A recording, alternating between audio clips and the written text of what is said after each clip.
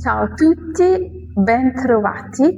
Allora, mi la baci. Troviamo se vicino di Ringonga. La messa di mala sangai se ciao ya ni bido. November 4 sayeti Zoom classes di shibame. Mirame basic grammar ube tema phipare. ကျွန်တော်တို့အခြေခံကောင်းရင်အမြင့်ကို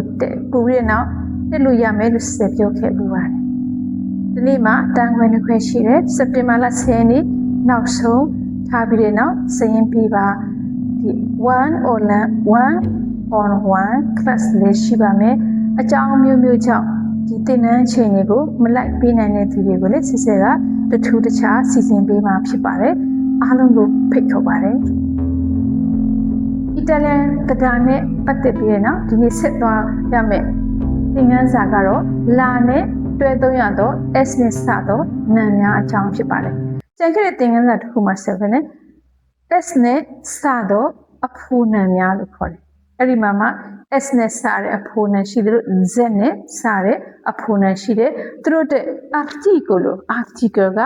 လူဖြစ်တယ်။အဲ့ဒါကိုဆက်ရှင်းပြခဲ့ပြီးဖြစ်ပါတယ်။ဒီနေ့ကတော့ S နဲ့စတဲ့အမှတ်အနံတွေကိုကြည့်ရအောင် La scuola the school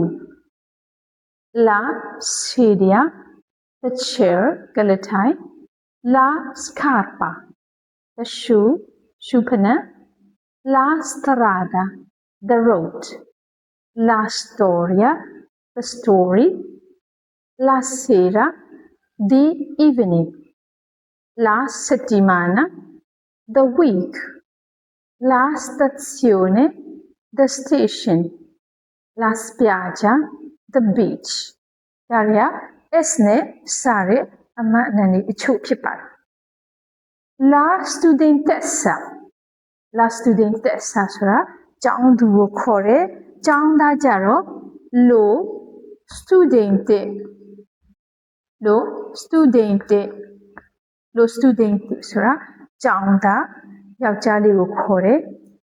La strada ဆို the road lo stradone ဆိုလမ်းမအကြီးကြီးကိုခေါ် lo highway လိုမျိုး lo stradone လို့ခေါ်တယ် lo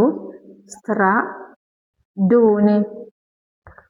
highway လိုမျိုးလမ်းမအကြီးကြီးကို lo stradone ခေါ်တယ် La strada ကတော့ the road ဒါမှမဟုတ် the way လေးဖြစ်တယ် Italian တရားက complex ဖြစ်တယ် complex ဆိုတာလည်းအစိတ်ပိုင်းလေးအများကြီးနဲ့ဖွဲ့စည်းထားတယ်ဖြစ်တယ်စိတ်ဝင်စားဖို့ကောင်းတယ်တကယ်တမ်းဘာသာစကားတွေကိုလေ့လာတဲ့သူကပေါ့ဖြစ်လေသူအရင်ကြိုက်တယ်ပျော်မွေ့မှာဖြစ်ဘာလို့လဲဆိုတော့ဒီအရက်စစ်ညံ့လေးနဲ့လိုက်ကြည့်လို့ရှင်ဘာသာစကားတစ်ခုနဲ့တစ်ခုတိဆောက်ပေါ်အောင်လေဒါမှစိတ်ဝင်စားဖို့ကောင်းတယ်ဒါကြောင့်မလို့စိတ်မပြည့်နဲ့အမှန်နဲ့ S နဲ့စတော့အမှန်နဲ့ရှိတယ်လို့ S နဲ့စတော့အဖိုးနဲ့လည်းရှိတယ် Z နဲ့စတဲ့အဖိုးနဲ့ရှိတယ်လို့ Z နဲ့စတဲ့အမှန်နဲ့လည်းရှိပါတယ်အဲ့ဒါတွေအားလုံးကိုတော့ကြက်မှတ်ထားမှာဖြစ်ပါတယ်အားလုံးကိုမင်္ဂလာရှိတဲ့ညနေခင်းလေးပါလို့နှုတ်ဆက်ပါတယ်